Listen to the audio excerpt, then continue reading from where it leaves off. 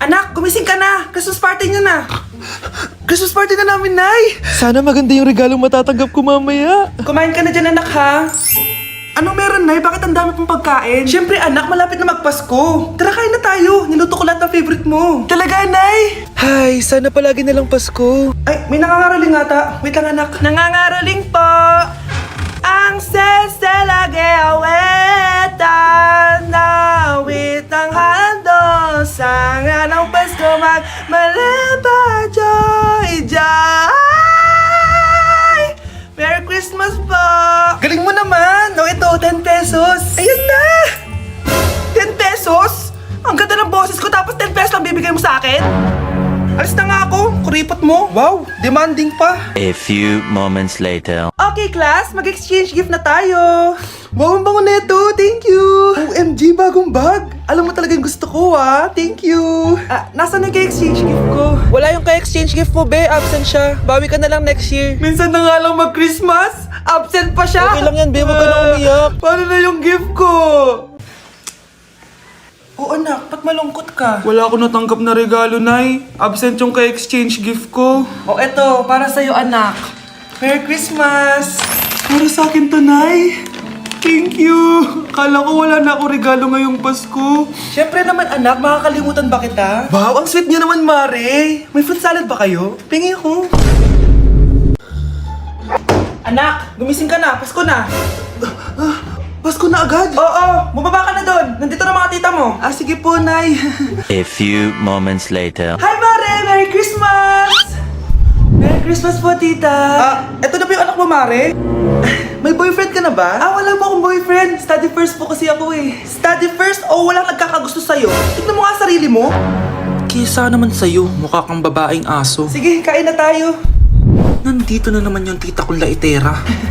Huy, iba na tsura mo ngayon na. Oo, tita. Nakakaya naman kasi sa'yo eh. Baka laitin niyo ulit ako. Grabe ka naman. Hindi naman ako ganon. So, ano ba ginawa mo? Ba't gumanda ka? Secret lang natin to, tita, ha? Ginagamit ko tong Garnier Vitamin C Serum sa umaga at sa gabi naman, itong Garnier Overnight Serum with 10% pure vitamin C. Para naman wala ka na masabi sa ganda ko. Ang ganda pala niyan. Oo naman, it can fade dark spot and even skin tones in just one use. Kaya safe and effective talaga. Sige, dahil gumanda ka, bibili ako niyan mamaya.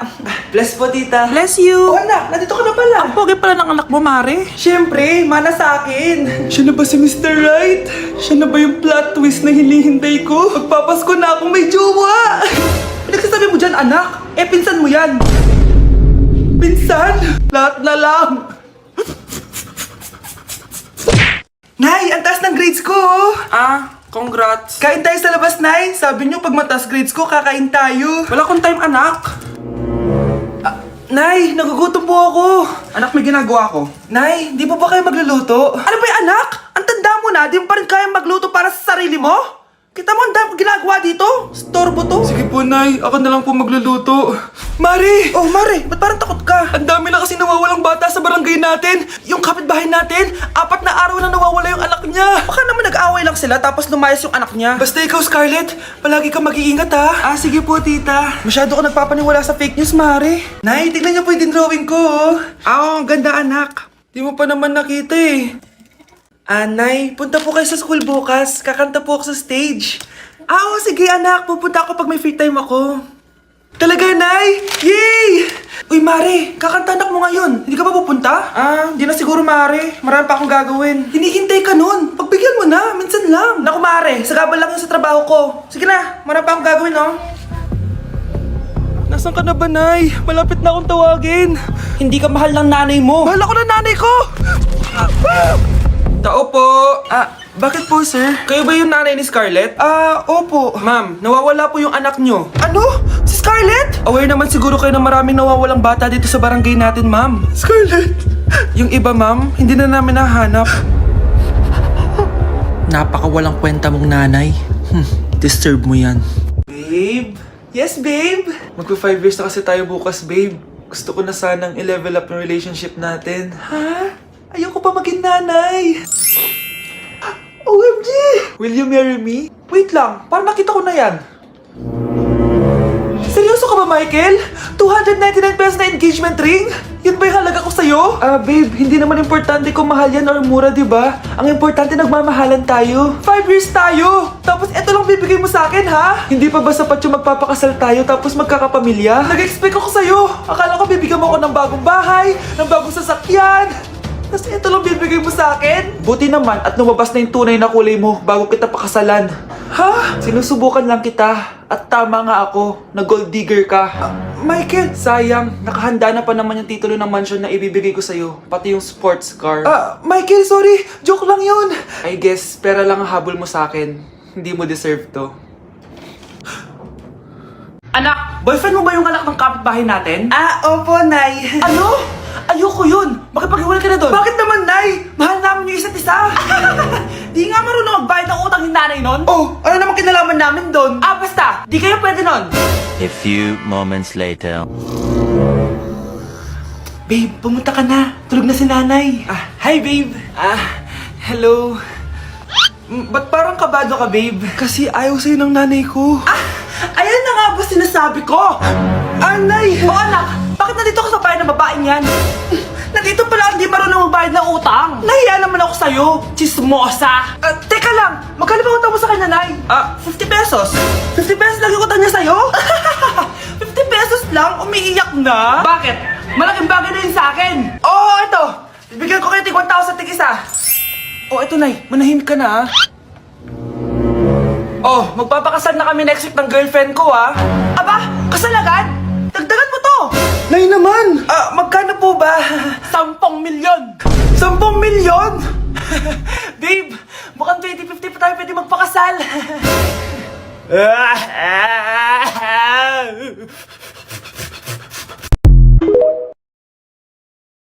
Mga anak, mag-aaral na kayo sa Lunes! Yes! Sa wakas! Face-to-face class na! Ayoko pa mag-aaral! Babe, magkikita na tayo! Nay, kailangan ko po ng notebook. Eto sa'yo. Limited edition planner to, Wow!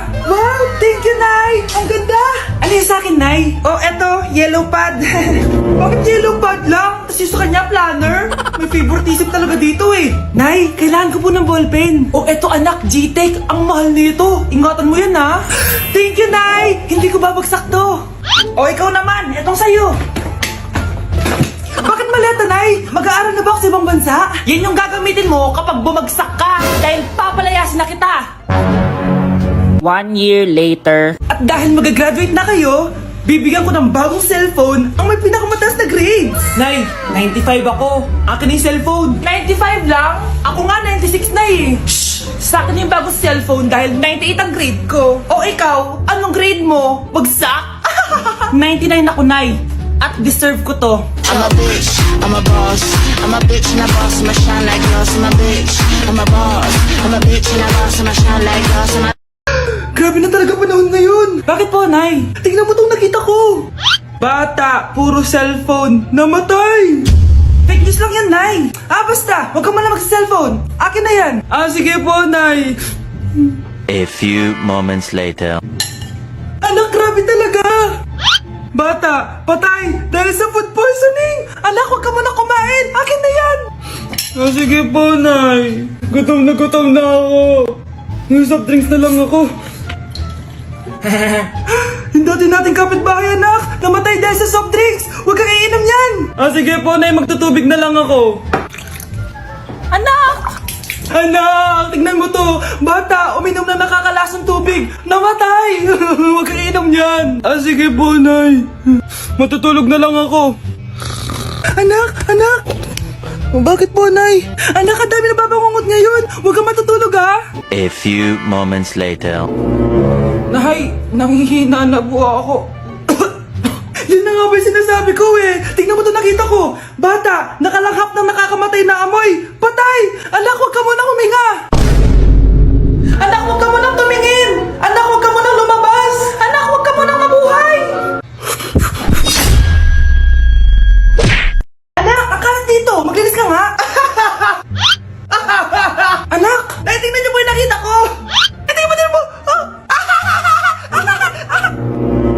Yan! Diyan ka magaling! Puro cellphone! Buti pa yung anak ni Aling Susan, tumutulong sa bahay! Pero Nay, nakakatawa po kasi... sumasagot ka pa! Buti pa yung anak ni Aling Susan, hindi sumasagot. Ah, sige po, Nay. A few moments later. Good news, Nay! 95 yung grade ko sa school! 95? Ba't ang baba? Buti pa yung anak ni Aling Susan, naka 99. Hindi ka kasi nag-aaral na maayos. Matutulog na lang ako. Yan, tsaka magaling! Natutulog ka na naman! Buti pa yung anak ni Aling Susan, hindi natutulog! Bumaba ka nga! Kakain na lang ako. Yan, kumakain ka na naman! Wala ka lang ginawa kundi kumain! Buti pa yung anak ni... Tama na. Sumasagot ka pang bata ka, ha? Buti pa yung... Buti pa si Aling Susan, masarap magluto ng ulam! Ikaw, itlog lang, wala pang lasa! Nagrereklamo ka pa sa 95 good grades? Eh ikaw, ano nakuha mo ng high school? Sige nga, pakita mo sa akin! Buti pa si Aling Susan, hindi mapanakit! Ikaw, mapanakit! Si Mr. Alarcon lang ang nakakuha ng 98 sa exam. Oh, ano kayo yan? Mga bobo. Tapos kayong lahat Ano, perfect ano, kayo. Yan, ang yabang kasi. Buti nga sa kanya. Mr. Alarcon, bakit may bulak ka sa tenga? Eh kasi naman, ma'am, palagi niyo sinasabi sa akin na papasok dito tapos lalabas doon, kaya hinarangan ko na. 'Di ba? Aminin niyo, ma'am, talino ko doon. Class, lagi niyong tatandaan na hindi pinaparusahan ng taong wala namang ginagawa. So, ma'am, di niyo pa ako paparusahan? Bakit, Mr. Alarcon? Eh kasi di ko pa ginawa yung assignment eh. Tali natin yung bag niya. Bilis! A few moments later. Unyes! Sino nagtal ng bag ko? Tubuan sana ng bike sa mukha yun. Ako na po, ma'am. Kuya, galingan mo ah.